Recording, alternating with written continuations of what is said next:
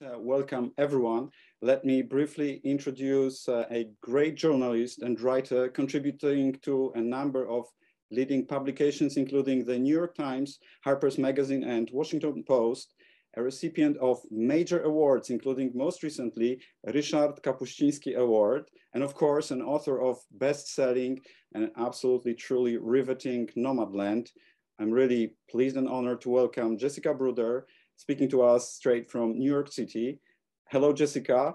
Thank you for making yourself available in this virtual format. And first of all, how are you? I'm good. Thank you for having me, Andrzej, and thank you everybody for coming today. I think the moment you said New York, I had an ambulance go by, so please forgive any ambient New Yorking that happens in the background. And yeah, thank you for the virtual hospitality. Of course, we are assuming it's a good sign, even though it's an ambulance. Let me start with a warm-up question. Would it be fair to say, Jessica, that Nomadland has revolutionized your life? Yeah,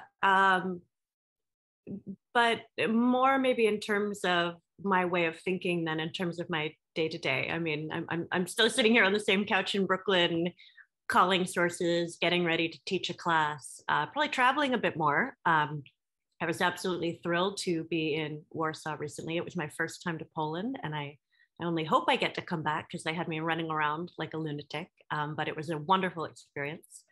So yeah, from outward appearances, apart from a little more travel, I think my life has stayed the same, but just the experience of working on this project and having a project in front of me that I felt so incredibly passionate about that even if nobody would have published it, I probably just would have spray painted it on a wall somewhere if I had to. And that just seeing it connect with people has been mind-blowing. Being in Poland, I was in Łódź and I was speaking at the Freedom Games. And a woman ran up to me and said in Polish, so it had to be translated, how is Linda May? And things like that just make me think back to the first time I met this woman I wrote about, who then appeared in the film.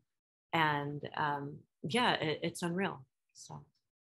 You just mentioned that you recently, not even a month ago, visited Poland, Warsaw. I think it was on September 11th to collect a very coveted, very prestigious Ryszard Kapuściński Award for literary reportage. I was just wondering, what is for you the importance of this award? Well, obviously, I'm familiar with Kapuściński's work. He's globally renowned. But for me, I think some of the beauty of the moment was something I didn't anticipate, which was just coming to learn more about how strong the international community around literary journalism is, and just meeting the other writers from Poland, from Russia, from Brazil, and thinking about how we were doing, you know, what in some ways in the US is kind of a pretty niche thing, these kind of deep, long form, immersive work. But the fact that Poland it kind of brings together a community of this and celebrates it, for me, it made me feel like a part of something bigger than I realized is really out there. So that for me was... Also because of the fact that Poles have a big and rich tradition in literary reportage, we are discerning readers. So I think it makes this award even more valuable, doesn't it? It was incredibly moving. Yes. Jessica, your journey with Nomadland starts both metaphorically and literally starts in 2014 when you wrote an article for Harper's Magazine. Did you at this time, when you were writing the article, realize that you have a powerful story which will be perfectly suited for a major book or not? It's funny, I know what I think is important. And I feel like one of the things about gaining experience, I mean, I've been practicing journalism for, in a few years, it'll be 2 decades. I'm not there yet, but you get a little more confidence as you go, that the things that jump out at you, that keep you awake at night, the projects that you really feel that strongly about will hopefully resonate with other people, because if not, we are truly alone in the world, and that, okay, this is interesting to me, but no one else cares. So I didn't know for sure. I knew I cared.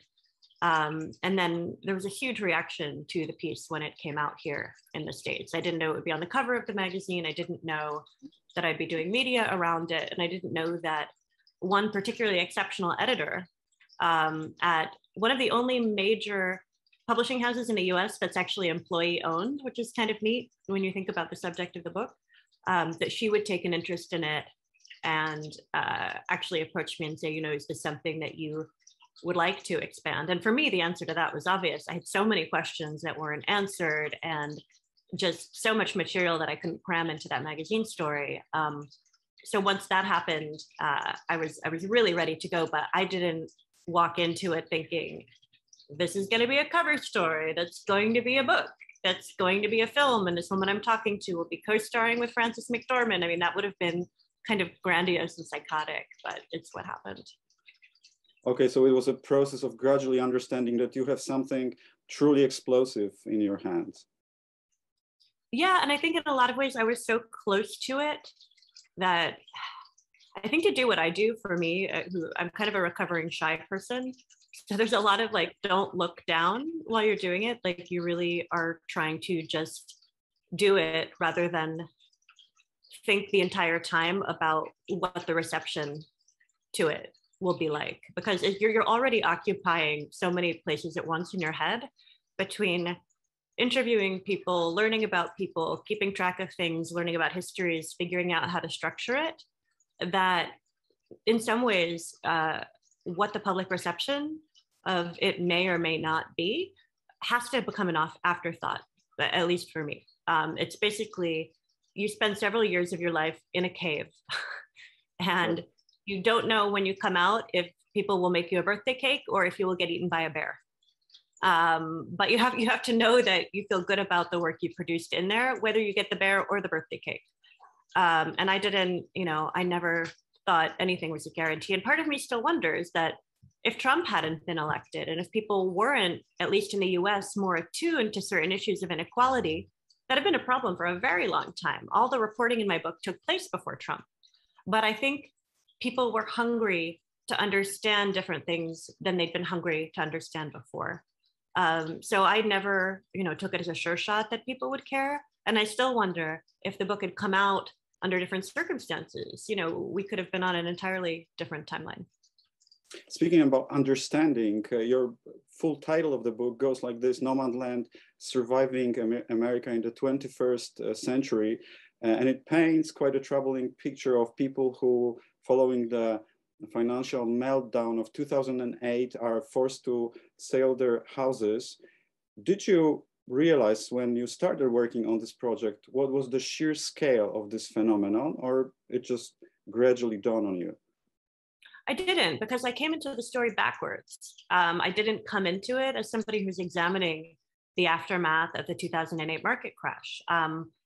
One thing I love writing about is subcultures. That's really a niche that I have.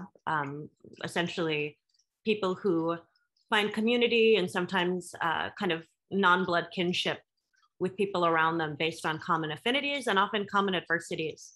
So I'm interested in that. I've done a lot of writing on labor, and all of that came together when I was reading an article by a fine journalist, Gabe McClelland, who had written a piece for a magazine called Mother Jones. And it was a piece about what we all know now, but didn't then, which is just how hard the work is in Amazon warehouses. And this reporter had gone undercover and had a brief interaction with a fellow worker who said, I work here because I can't afford to retire. And I live in an RV full time. And then, and this is the sentence that really got me, Amazon has a whole program for people like us. And I was thinking, wait, people like you, who are you? And the biggest, most successful, or, you know, air quotes on that, company in America and in some ways globally right now has a program for what amounts to geriatric migrant labor. What the hell is going on? That's where really what my entry point was. So I really didn't know what was out there, and I kind of came into it backwards. So everything I learned was something new. When you said about this person working at Amazon, I think this is the perfect moment to cite one of the most poignant quotations from your book. Actually, this is an entry from Bob's blog, which goes like this: at one point, there was a social contract that if you played by the rules, went to school, got a job, and worked hard, everything would be fine. That's no longer true today. You can do everything right, just the way society wants you to do, and still end up broke, alone, and homeless. Jessica, does this mean that the American dream is in peril? Well, did we ever believe that the American dream was true or real? I mean, for me, that's the bigger question, right? Because particularly now, I think people are finally starting to not only say, okay, wait, maybe a moment ago we thought it was in peril, but wait, has it ever actually existed? Or was it always a myth? And a myth that now, and again, if we want to take it forward to present times, particularly in the age of the pandemic, is getting unmasked. Because the dream of equality, I mean, even if we're not talking about economic inequality, if you're looking at racism in this country, if you're looking at all sorts of, gender inequality, again, classism, if we want to talk about the American dream, the appropriate follow-up question has always been, who is this for, this American dream? And if it isn't for everyone, does it exist? Because one of the things it tells itself is that it's about equality. And if the equality isn't true, is the dream, it's a dream of a dream, right? It actually, it goes a little meta and it becomes, a really nice story that people tell each other. And sometimes a story that might actually be used to justify gross inequality, because if anybody can make it, then if somebody hasn't made it, then it's fair to blame them, right? And I feel like we have this corrosive, really cruel attitude towards poverty in this country. And it came up in so many ways, large and small. One of them, just people I met didn't want to call themselves homeless. They wanted to call themselves houseless. And it's just because in the US, the word homeless has come to, it might as well be a curse word. It might as well be a pejorative. It doesn't mean someone who does not live in a house. It means a whole class of people you don't have to think about. And people have stereotypes about everybody has mental illness, everybody's addicted to stuff, everybody deserves what they got. And I think people feel that way because it helps them sleep better at night. And again, that's also a lie. I just remember reading in a newspaper months ago, there's a caption on a photograph saying that I think there was a donation store or something, and a gentleman was looking at shirts on a rack, and it said, "Homeless man selects shirt." And I was thinking, if this person were anyone else in any other set of circumstances, he would have a name and it would be printed, as opposed to this generic homeless man nonsense. So that was maybe a longer answer than you wanted, but now you know how I feel. All right, and yet, after listening to what you've just said, for me, the book is still equally about the dark side of the American dream, as also about kind of a celebration of resilience and creativity of the people who decided to give up maybe their houses, but they've never given up hope. Is it for you also a tale of hope? For me, it's always a mix. And I actually love it when people, I've had people come to me after reading the book, and some of them like this, and some tell me that they're very frustrated because they don't know how to feel. And why won't I tell them how to feel? Like, is it a bad thing or is it a good thing? And why can't we slot it? And reality is so much more complicated than that. So yeah, the people I met were among some of the most creative, resilient, and interesting people it's been my privilege to spend time with. And I think that really puts the lie to this crazy notion that you could lump all these people together and just make all sorts of assumptions about them. So for me, just having those contrasts in the book, just the darkness of the economic situation and the unfairness of it, and these people who are doing their best and essentially have come to think of themselves as conscientious objectors because they're all outside the mainstream society and they're essentially trying to build their own little world that will make up for the bits of the more mainstream culture that they just can't live in and aren't invited to share. Speaking about these people, so the van dwellers, I assume, I don't know whether I'm right, that you are staying in touch with Linda and other people who took part in this project. And I was just wondering whether the fact that the book was published very successful, then the film Academy Award winner, has it changed their situation in any way whatsoever? And so first of all, are you staying in touch with them?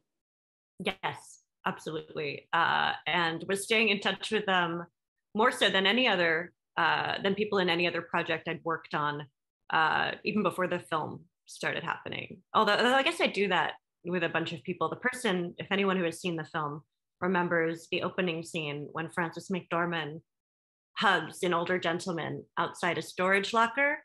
Right. That guy's name is Gay DeForest, and I met him literally a decade ago when I was doing a story about Empire and the shutdown of that company town. Gay used to work there in the mine, and his wife ran human resources, which actually made her the best source ever because she knew everybody. In terms of how it's changed people's lives, I feel very lucky in that the people who ended up in the film, by and large, seem to feel very validated by the experience. And I feel very lucky because a lot of that was out of my hands, right? And I respected their decision to either do it or not do it. But, you know, once that was rolling, I knew there would just be so many things that wouldn't be within my control. So I feel glad for that. And I know that they seem to feel validated by the book as well. One of the best reactions to it for me was when Bob, who you just quoted, actually did a little reading of it on his blog, and it was probably the best book review and the most kindest I've gotten. Linda May is homesteading right now, the main person from the book, who is also in the film. She was able to get land and a fixer-upper house.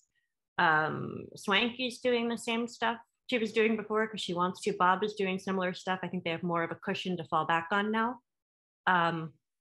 Overall, I couldn't really tell you if it's impacted the entire culture, because I feel that the more research I do, the more I see that in the US, we still have growing numbers of laws that make it difficult and sometimes even illegal to sleep in a parked vehicle overnight. So while I feel like there's some more awareness and that some individual people's situation might have changed, I think overall there are more people on the road than there were before. And the sort of casual cultural cruelty is still happening. And that concerns me, particularly in the pandemic, when we could be on the brink of an eviction crisis. So, you know, when our eviction moratoriums wear off, these rules that were keeping landlords from kicking out tenants who were behind on rent, you know, when that can happen again, when banks can foreclose on people who aren't making their mortgage payments, I'm concerned we're going to have a lot more people out there using vehicles as shelters of last resort, which will be hard for them and also make it harder for the people who are there already. So I wish I could tell you that, you know, everything's better now. We fixed it, but it's not that simple. We know, Jessica, that you are always painfully honest, and we very much appreciate it. And I also very much appreciate that you not only collected this very prestigious Ryszard Kapuściński Award in Warsaw recently, but you also are following into the footsteps of Ryszard Kapuściński, who always was feeling responsible for the people he was describing. And I feel the same attitude in your case. Yeah, I feel also it's a huge responsibility to tell somebody's story, and it's somewhat terrifying. And when people actually trust you with that, it's incredibly generous. So I don't feel that I can just walk away. You know, I don't feel like, okay, you know, done with that, on to the next thing. Like, this is always going to be a part of my life, no matter where I am and what I'm doing. Now let's get quickly to the process of developing this book. While you were writing, you were spending a lot of time in a camp van. You work at the Amazon warehouse. You even took part in the sugar beet harvest. Which of these experiences you consider most harrowing, most extreme? Well, I've got to tell you, they're very different. So let me give you the pros and cons here. Amazon, when I was there, and I was there on each of these work sites for about a week. So I want to give you that disclosure because my experience was limited. My job was to kind of get in and get out and learn, because I'd interviewed so many people who had done these jobs that I really just wanted to get in and see so I could tell the stories better. Amazon psychologically was just a mind killer. I mean, standing by yourself at the station through a whole shift and just kind of pulling items off this robot, squatting and stooping. I think for the older workers, the squatting and stooping was harder than it was for me.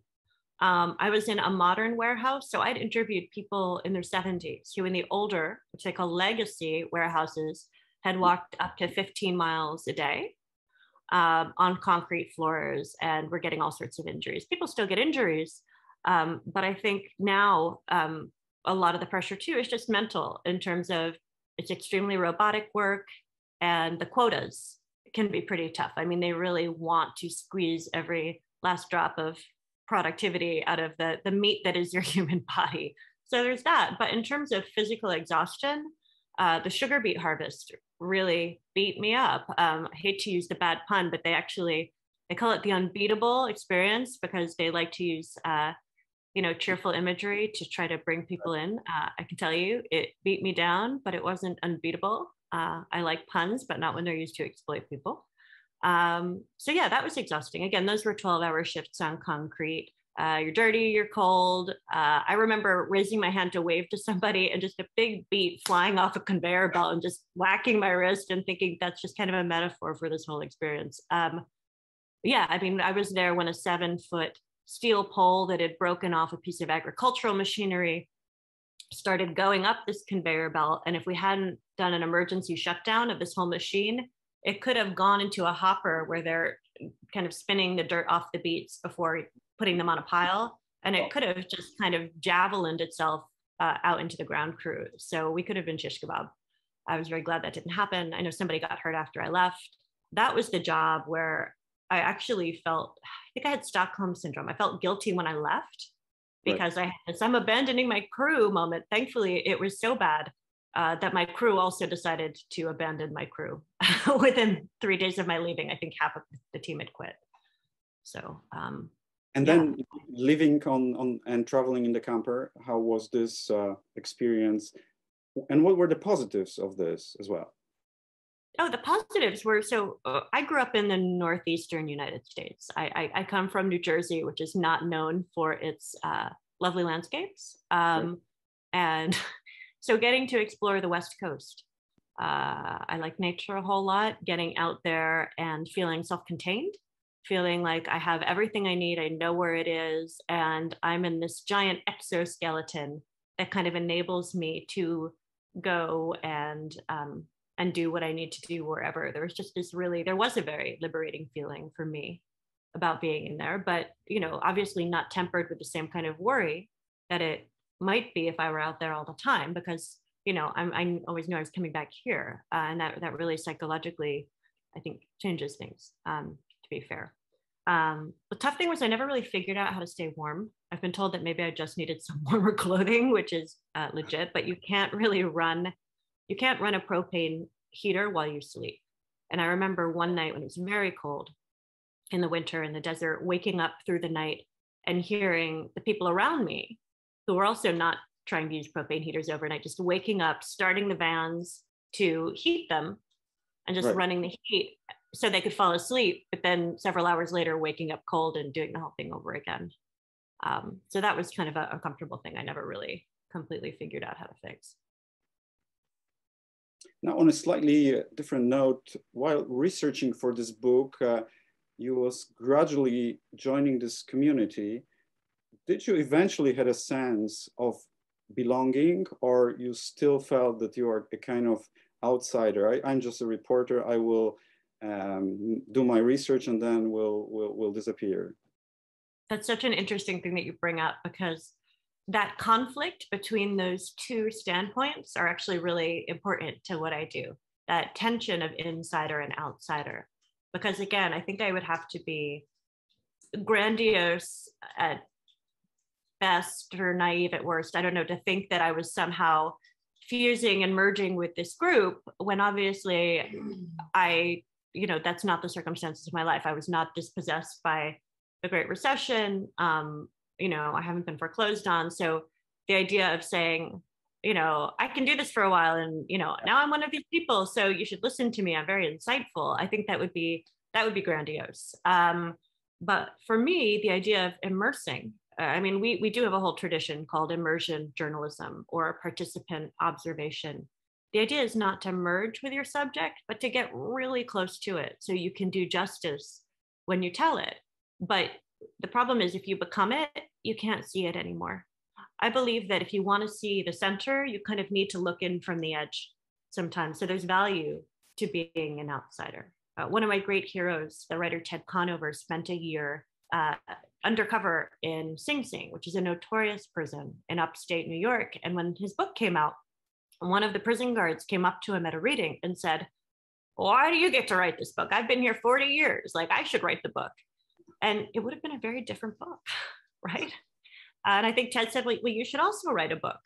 But the point of what we do is to be inside and outside at the same time. And you can't forget that you're outside.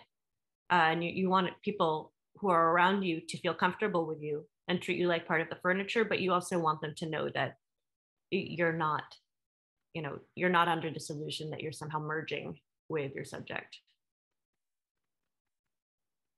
Once you finish writing your research, your work, and return to the normal life, however normal it could have been under the pandemic circumstances, have it ever crossed your mind that I will give it all up and I will hit the road again? I just want to become a nomad. Have you ever, even for a fleeting moment, had such a feeling? Oh, well, everybody has escape fantasies, right? I mean, I wish I could we could do a show of hands with the audience. Maybe that would be fun. Has anybody here ever had an escape fantasy? Can we see interactive Zoom? Oh my gosh, some people aren't raising their hands. Okay, you're probably more mentally healthy than the rest of us. Good for you. Yeah, no, I've obviously, it's crossed my mind, but at the end of the day, I feel pretty lucky to have what I think many people might desire given the opportunity, which is to have the ability to go out and wander, but also to come back. I mean, I have plants that I've been able to keep alive for years, which is kind of a miracle. I have a dog. I know the pharmacist on the corner of my block. I have friends I go bike riding with around here. I teach at this university where I went when I mean, I'm an adjunct. I'm kind of a barnacle on that big boat. But, where I was 2003. So for me, I like some of that continuity. But I also chafe at continuity and routine. And I think that's one of the reasons I found journalism so appealing, is that I'm really eager to learn new things and to put myself in new situations and stretch my comfort zone. I get anxious when I'm out of my comfort zone, but I think I get more anxious if I'm marinating in my comfort zone for too long. I'm always terrified of stagnation. So yeah, I have thought about it. I actually went out to the van over the summer for the first time since the pandemic started. And it had been— You had some kind of a withdrawal syndrome, right? Yeah, totally. And also you come back and my life just felt weird. And I felt like I was on the set of a TV show, but the TV show was really boring. And, and the pandemic happened. So the van sat in my friend's backyard in Nevada for a year and a half and got completely chewed up by field mice. Just savage. They had like a whole party. So I just went out there, and I remember somebody asking me, I was doing an interview while I was out there on Zoom, and somebody was saying, wanted to know if the movie had changed my life and if I was living this completely different life. And I said, well, this afternoon, I spent 5 hours in a respirator cleaning mouse turds out of the van with a bottle of Lysol. So if you want a little insight on the glamour, there you have it. All right. Now let us turn to the movie, which is based on your book, because it's not just a movie. It was one of the most famous movies recently. When you first saw the film, were you speechless with delight or utterly disappointed?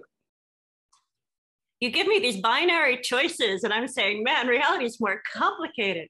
I'm teasing you. Maybe, but... Right? We don't know each other that well, but I feel like I can give you a hard time, which is a good sign. Please.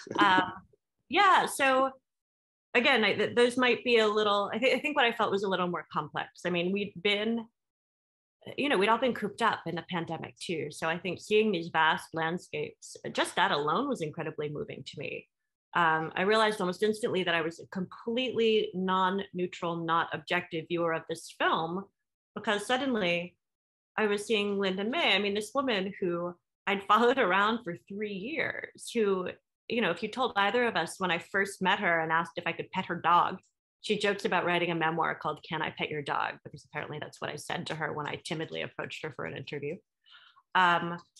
Just the whole thing was so nuts, just seeing that opening scene where somebody I interviewed 10 years ago, Gay, is hugging Frances McDormand, seeing Bob, seeing Swanky, seeing Linda, and seeing how incredible they were.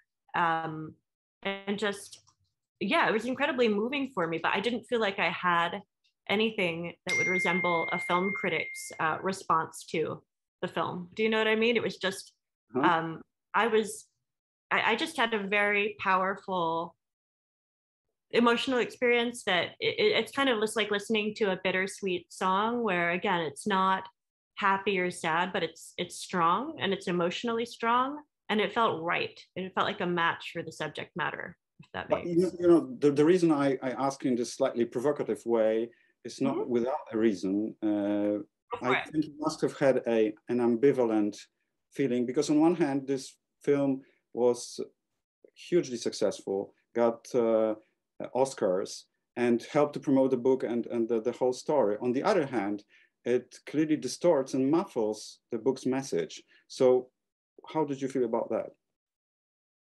Yeah, so I don't even know if I would put it that way, but let me back up a little and explain kind of how I came into this project.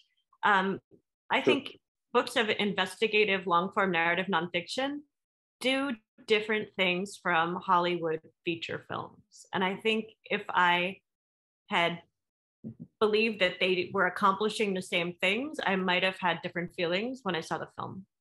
I know that there are many authors who also absolutely see something and feel like, oh my God, they made a hash of my work.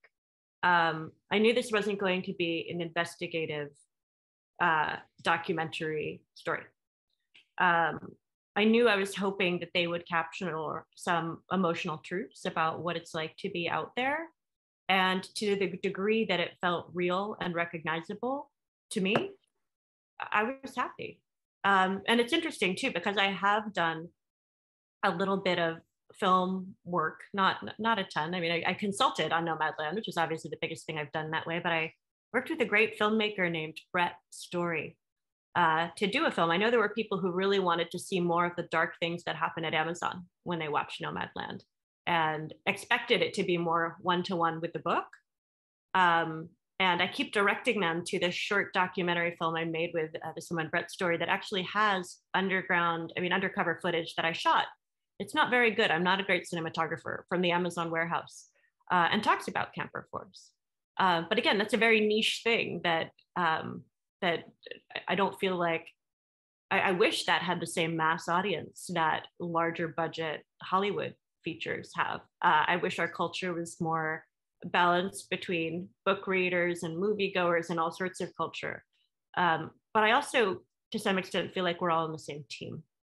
And I feel like in the US, particularly right now, the left can be a circular firing squad.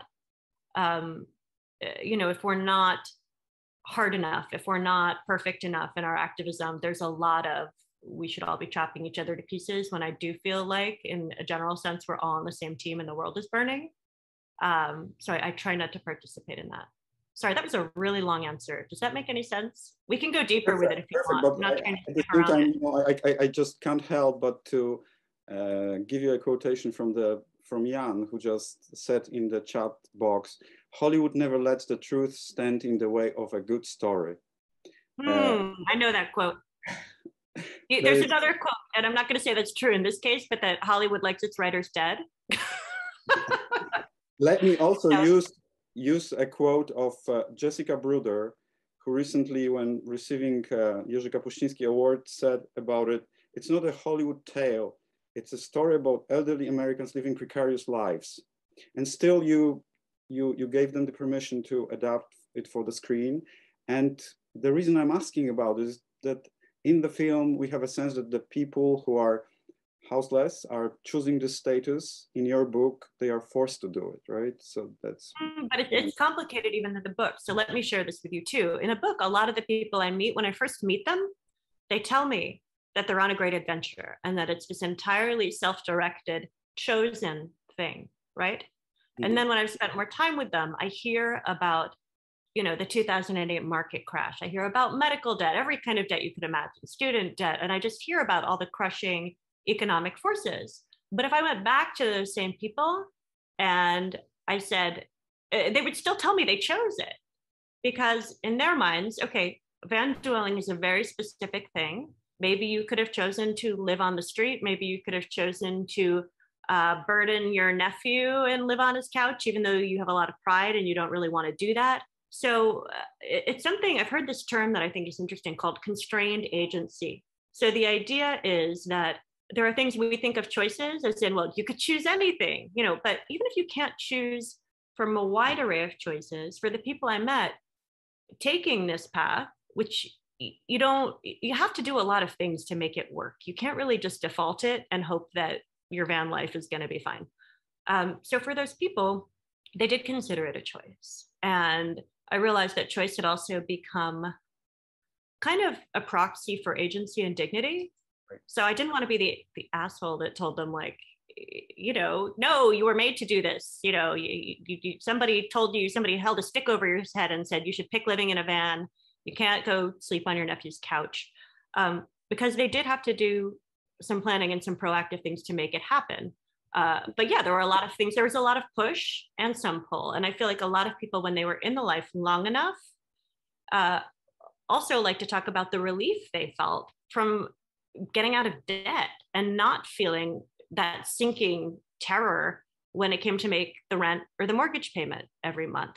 So some people, and I think people do tend to bright side their own stories, which is why I always try to give economic context, which again is easier to do in a book than a movie. That says, you know, okay, people are talking about choice, but it's choice within this structure. I mean, we could also argue if anybody really has free will, but I don't think we need to go down that rabbit hole. So for me, the issue of choice is really complicated. And does the film go more to the choicey, freedomy thing than the book does? I think the book kind of walks this uneasy line, okay, which is at least my goal, between sharing a much more nuanced way. Yeah. But again, books get to do that. That's why I like books, right? Like I'm still on team books. Like right. I like the film, but I'm not going out to make feature films next. Like I'm team book. But I think as movies go, they did a great job. But maybe my expectations for what it is and could be are different from other people's. And I'm not, you'll laugh, I'm not a big film nerd. I actually didn't grow up watching a lot of movies. I'm a total book person.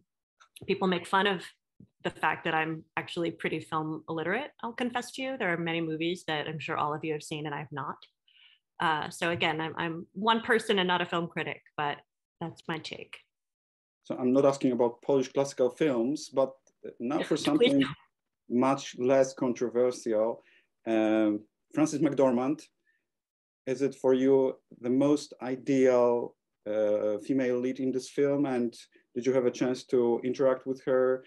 How was this cooperation relationship? So, Andre, your question is great. I want to share a question I got that was not as great as yours that just cracked me up. Somebody asked me when the film wasn't out yet from a publication called The Hollywood Reporter, if when I was out there reporting, if I imagined the perfect leading woman in the role of Linda May, and who was that person? And again, as somebody who's not a film person to begin with, and was really just scrambling to like stay warm and figure out how I was going to tell the story, I was laughing so hard, just the idea that I was sitting there, you know, sipping a martini and speculating about who might play this role when this thing gets optioned to become a feature. It just really cracked me up. But again, given that my film knowledge is not so hot, I was familiar with the work of Frances McDormand. So that says a lot. All right. If I'm movie stupid and I know her work, right. And I was familiar with the kind of nuanced character she's played. And I know that aging in Hollywood has been challenging for a really long time, particularly for women. And I know that Frances is one of the few people who's really managed to buck that and just say, I'm going to be who I am and find a way to get people to actually celebrate that. So I know she's a great talent. So when she came to option the book, I figured, again, like you said, this really doesn't seem like a story that suits itself to stereotypical Hollywood. It lacks the crucial elements of sex, drugs, violence, youth, wealth, money, you know, just everything you might think. No car chases either. So I figured if anybody could pull it off, and it's no guarantee anyone will, it could probably be Frances. I did meet her on the set, and it was really interesting because the time I spent on the set was towards the end of the shooting. It was in Quartzsite, Arizona, when they were reconstructing the rubber tramp rendezvous. And at that point, she was pretty much in character all the time. She'd been doing it for a very, very long time. She had a bit of a 1,000-yard stare. She was lovely. I also think she was tired.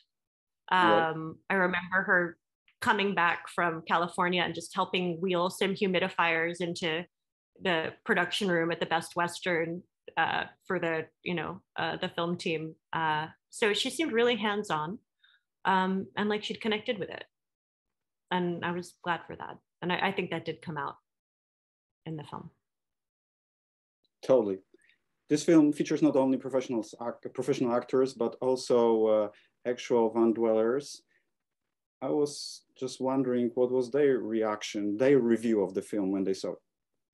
Yeah, I feel like my answer to this is too easy. I feel like I should have somebody who to tell you about who hated it and felt like exploited or really upset. But honestly, everybody I talked to has been pretty excited about it. And for me, one of the best moments was we'd all been cooped up in the pandemic, and the movie was actually supposed to come out a year earlier than it did. So in movie time, a year, it came out so quickly in Hollywood time from when the book came out. But when you're actually focusing on it and thinking about it and waiting on it, feels like it's never going to come out. So when the pandemic was happening, I was saying, the one thing or the two things that will get me on a plane, and the only two, are a medical emergency in my family, or if this damn movie comes out.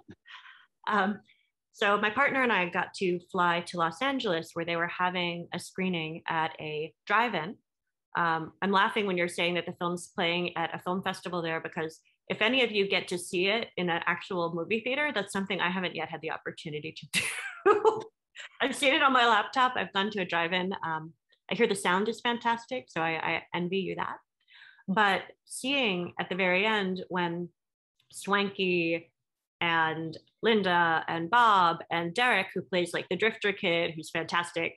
He also ended up being a PA on the film. They just picked him up on the road. They were all up there answering audience questions at the Q&A. And the whole crowd, it was like a scene from Mad Max. Everybody's there in their cars and they're flashing their headlights and honking their horns and just completely validating the experiences that Linda and Bob and Swanky and Derek are talking about. And I know they felt really good about that. And as we've stayed in touch, I know they continue to, and I think that's good. I remember somebody getting pulled over by a police officer and saying like, I'm in this book, and holding up Nomadland and thinking, I don't think Nomadland's going to get you out of a speeding ticket, but your mileage maybe. But then there's a moment when this film receives Academy Awards, and I'm thinking, how do you feel about it? You feel at the pinnacle of your world, the book that you wrote, then put on the screen, becomes one of the most important films of this year. What was going through your mind? That's not the pinnacle of my world. Like I write books, right? This is like crazy adventure in movie land. It's kind of like, it's amazing, but I also felt like I was watching it from a distance, kind of overhead. Like I was watching. The whole world is talking about the story that you helped to expose, I think. Yeah, which is completely nuts. And my agent told me in the very beginning that if I said, that's crazy, one more time, she was going to hit me with a frying pan. And thankfully she hasn't, but I haven't stopped saying it's crazy, because it's completely bizarre. I know that I care about it deeply and I work very hard on it, but in reality, there's also luck and chance and opportunity. And I think it's completely nuts that it happened. I think it's fantastic. For me, the most exciting thing about that Oscar was getting to hang out when Linda and Swanky were getting ready for their red carpet moment. And they were with the stylist and getting their hair and makeup done. And I was taking pictures for their families. I mean, I was probably documenting it too much. There's a picture of Linda getting a PCR test that morning. And as a joke, I'm kind of photobombing her. I'm hanging over her shoulder. And where my hand is, it actually looks like I'm sticking the swab up her nose, which I had to clarify to her daughter I was not. But just taking them out to the car that was picking them up to take them to the ceremony, I felt like I was sending my elders off to the high school dance or something. Like, it was a completely interesting, awesome feeling. So that's what I'll never forget. I took some pictures that weren't involving Linda's nose and a swab. So I'll have good memories. I hope so. I think so. Changing the tag a little bit, at some point you said that you would like the politicians to buy the whole edition of your book and then take care for the people who you describe. Do you have a feeling that they followed your call? I have no idea. I don't even remember saying that. I'm sure I did. I know people are watching the movie and going to the book because of that. Apparently Obama listed it in like his 10 favorite movies of whatever. At some point I went and spoke with some people in the Senate. Are people paying direct attention? Again, I think it would be narcissistic to say, okay, look, now these regulations are happening and it's totally because of Nomadland. I think it takes a lot of little projects to shift a big picture. And the way I think about it is, if this project gets to be a handful of pixels in a larger picture of change, that's fantastic. But I don't expect that I'm going to get to see, that somebody found Nomadland, ran for president, and then it fixed America. I mean, I'm not going to hold my breath on that, but I'd obviously support it. But how much can Biden do in the time he's given? We'll see. But it's interesting to see that things like antitrust law are being spoken about, and maybe even enforced a little bit again in the US after being neglected for so long. There is talk about what it means to have a monopoly. And there is more scrutiny of the workplace. I mean, the National Labor Relations Board is looking into Amazon illegally thwarting an effort for a group to start a union in Bessemer, Alabama. So I feel like there's much more of an eye on the company than there is before. Again, I can't tell you that will actually bear fruit and make things better in the long term, but it's more hopeful than it was when I was writing. Jessica, our time is slowly running out. So now for a necessary wrap-up question. Now you are a world-recognized and really accomplished author. What comes next for Jessicą Bruder? Same old, same old. I mean, and it's funny, I wish I could talk to you about the projects I'm working on right now, but because they're all so grassroots, like anybody could have gone out there and found and talked to Linda May. So when I'm on a project like that, I can't talk about it. So I can't tell you what I'm working on will be the next Nomadland, but I'm in the same headspace of going out there, finding those stories that haunt me and don't let me sleep, and throwing myself at them. I'm just really grateful to be vaccinated. So that's more of a possibility. It's hard to immerse in lockdown and in isolation. And like everyone else, I felt like I would chew my own arm off. They didn't let me out. So yeah, I'm back at it. I'm teaching, I'm reading, I'm out in the world. I'd be very surprised if the next book I wrote, the whole path has been so surprising, and I don't take any of it for granted. Again, when I was working on Nomadland, all I knew was that I cared about it. And when I look back at the whole experience, kind of working on it and getting to do it was the best part, not people clapping for it, right? So I'm happy to be back in that generative space again and making something new. And, maybe a bear will eat me when I come out of the cave next time. I don't know, but I think it's all part of. Can you at least share with us whether this project, this mysterious project you're working on, also requires this kind of sacrifice, or also entails this kind of extreme commitment, just like your previous book? I never thought of it as sacrifice, not for a moment. But I'll commit as hard on any of this. Let's call it an extreme journalism. Okay. I'm not sure yet, to be honest with you. I'm making plans to immerse, but it all depends on how much you can get. And you don't know if it's going to work until you're doing it, which is terrifying, right? I mean, people could have told me to go away very easily. I mean, maybe it would have been more sane for them to tell me to go away. I might have told me to go away. So I am working on immersion, but it's slow and it's not easy. And that's kind of how Nomadland was too. So hopefully we can talk about this again on the other end. We can. And of course, we're keeping our fingers crossed for your next project. I'm absolutely sure it's at least equally extreme. And with that, I would like to thank you, Jessica, very much for first writing the book, which is so unbelievable, stunning, and beautiful. And also for agreeing to speak to us in this virtual way. Thank you very much. Good luck. And with that, I'll get it over to Elizabeth. Thanks, Andrzej. Yes, a huge thank you to you, Jessica. Thank you so much for joining us. And Andrzej, our wonderful moderator. And thank you to all of you who joined tonight. If you're interested in similar events in the future, please do follow the Embassy on Facebook and Instagram. We always post about all of our events there, and we have more coming up in the months ahead. So thank you all so much. Have a wonderful evening. Take care.